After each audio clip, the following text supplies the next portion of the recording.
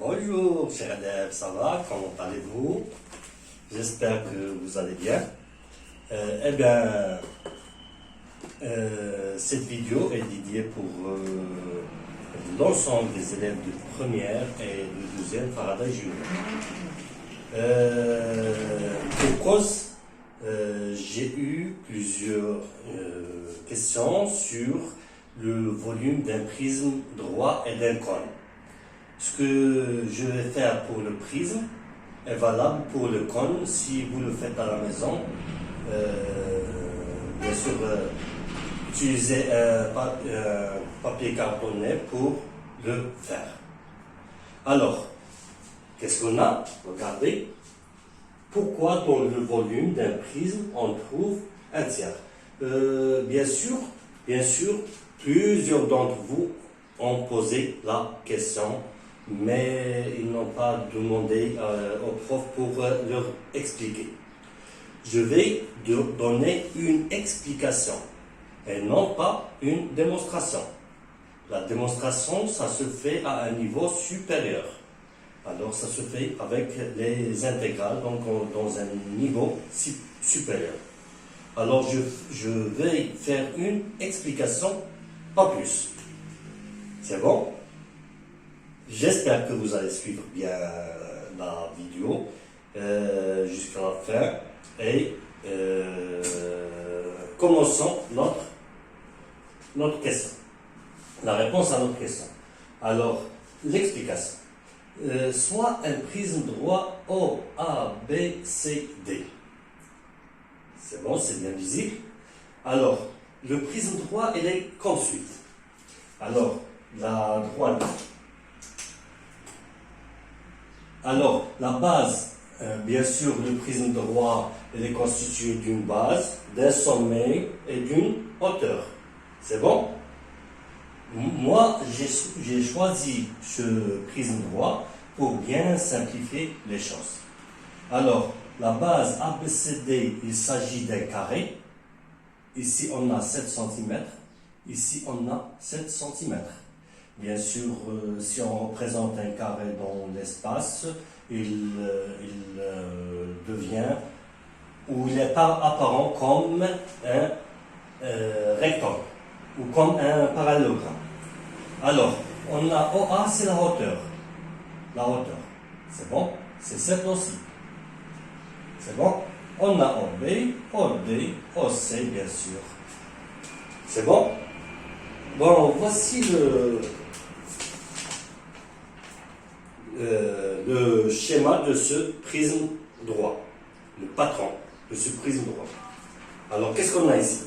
On a 7, un carré, 7 cm, ici 7, ici 7, j'espère que vous allez bien voir, ici 7, ici 7, ici 7, ici 7, ici une perpendiculaire, ici une perpendiculaire, mais pour faire ce point, attention, on prend à le compas, on prend le 7 et on fait un arc.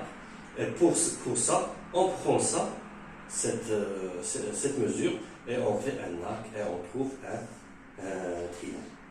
Finalement, moi j'ai fait les prototypes, mais comme ça. Regarde.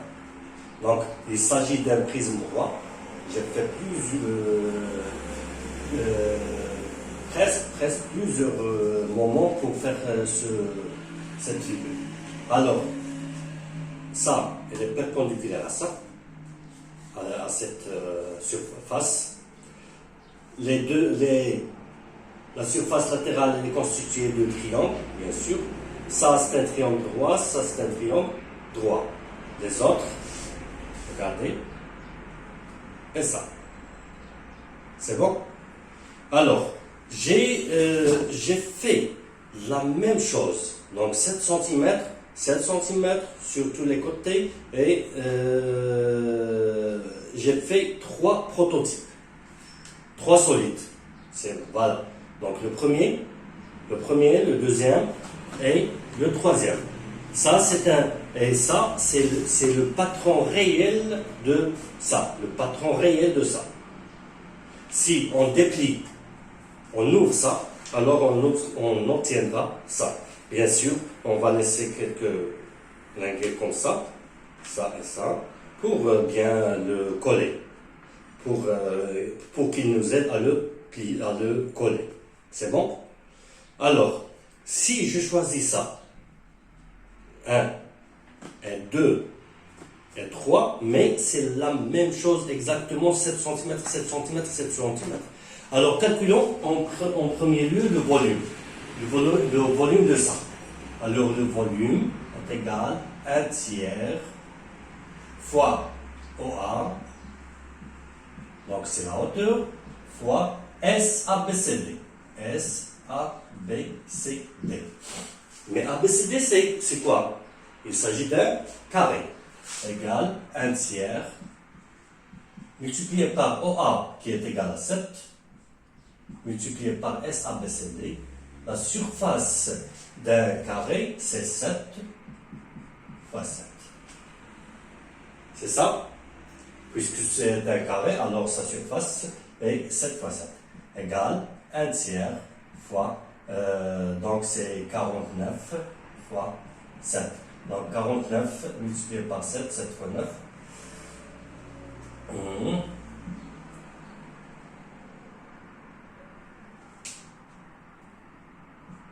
Voilà.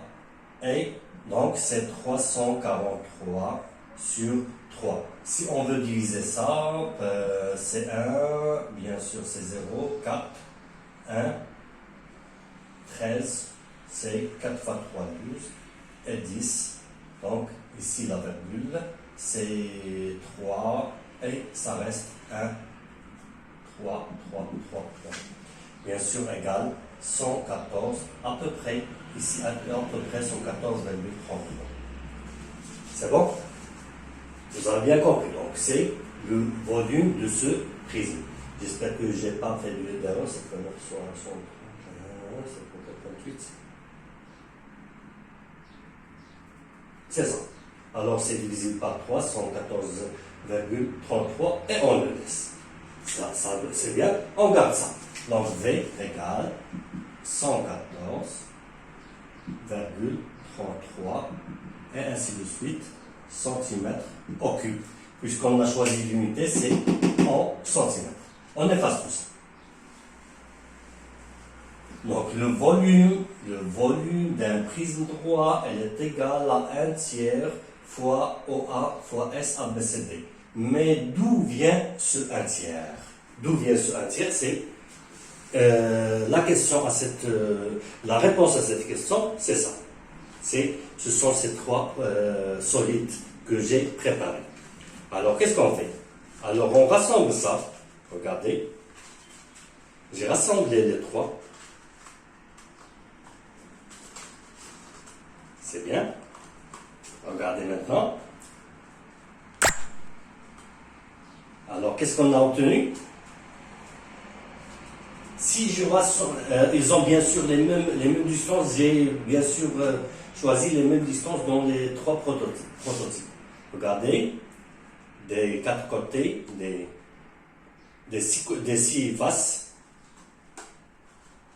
Et c'est bon. Alors, qu'est-ce que j'ai obtenu? Un cube dont l'arête mesure 7 cm. Ici, on a 7. Ici, on a 7. Ici, bien sûr, 7. Ici, 7. Ici, 7. Et non, partout, on a 7. Alors, c'est quoi le volume d'un cube? Donc, c'est le volume de ce cube qu'on a ici. Alors, je le laisse devant vous ici.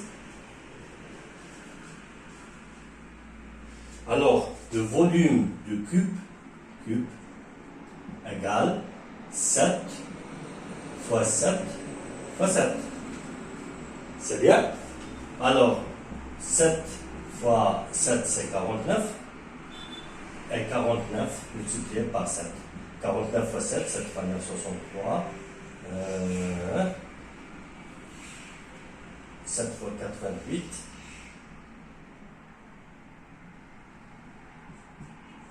Voilà, centimètres au cube. C'est bon? Donc c'est le volume de ce cube qu'on a obtenu. Alors, puisque ces trois solides nous ont donné un cube, alors, et ils ont le même volume, alors si on divise ça par 3, regardez, par 3, 1, ici 2, ici 3. Si on divise ça par 3, on obtient le volume d'un de ces prismes droits. C'est bon? Donc, le volume du cube divisé par 3, et on obtient, bien sûr, le volume d'un des solides. C'est bon? Est-ce que vous avez bien compris? Voilà, regarde. 1, 2 et 3. J'espère que si vous pouvez refaire la même chose à la maison, c'est très important. Alors, donc à diviser par 3. Donc 343 divisé par 3 et on obtient la même valeur, c'est 114,33 cm au cube. Ça, jusqu'ici c'est le volume du cube, mais ici le volume du prisme droit, d'un seul volume, un prisme droit. J'ai choisi le volume de ça. C'est ce qu'on a calculé avant, c'est 114,33 cm au cube. Jusque-là, prend fin notre explication de ça et on va continuer les questions, les réponses aux questions. Alors c'est bien. Vous faites pause pour la vidéo pour pouvoir comprendre ça.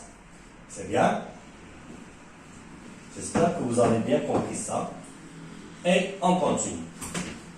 Maintenant, d'autres élèves m'ont posé la question pourquoi le cosinus de 90 égale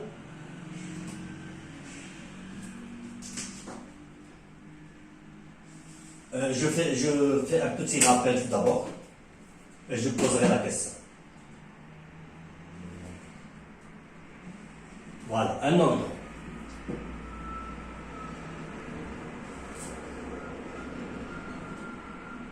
Voilà. C'est O, A, B. Un triangle qui est rectangle. Voilà.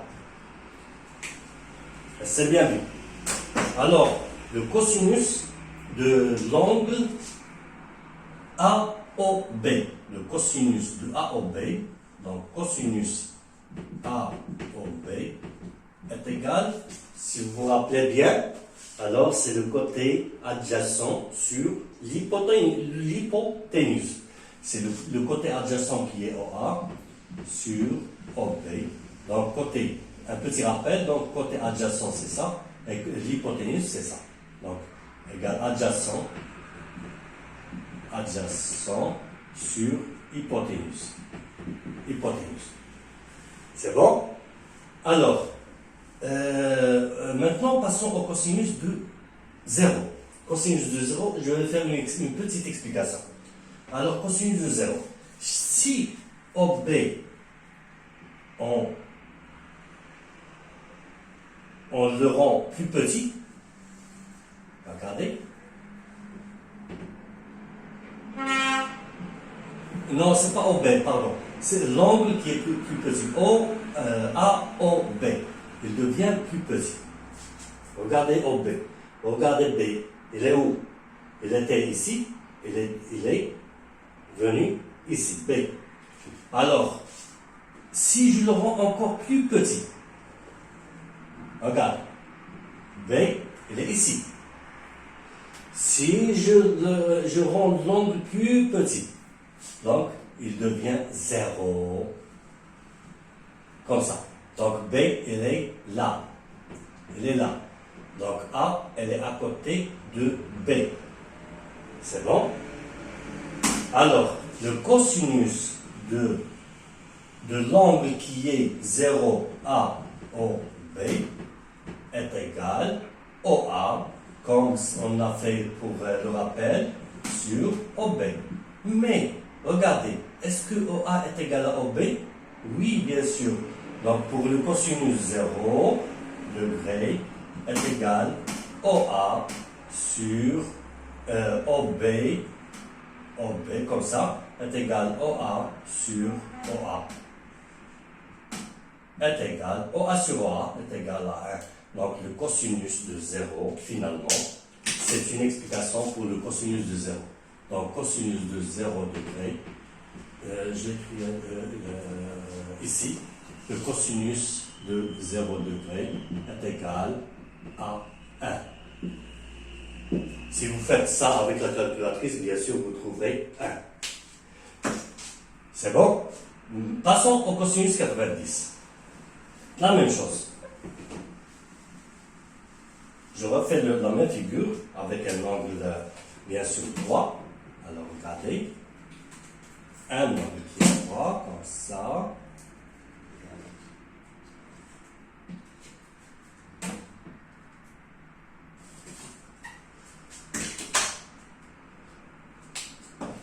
Donc c'est O, ici A et ici B.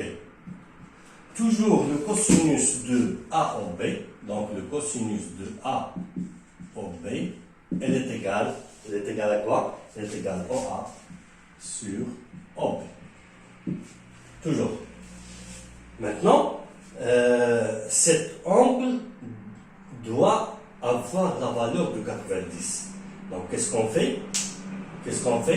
On déplace OB. On déplace OB. OB, on la déplace. Donc, si on la déplace ici, regardez. Si on la déplace aussi, ici, c'est B. Donc, B, il était ici, il devient ici. Donc, le projeté orthogonal, il devient ici. Donc, A devient ici. C'est bon?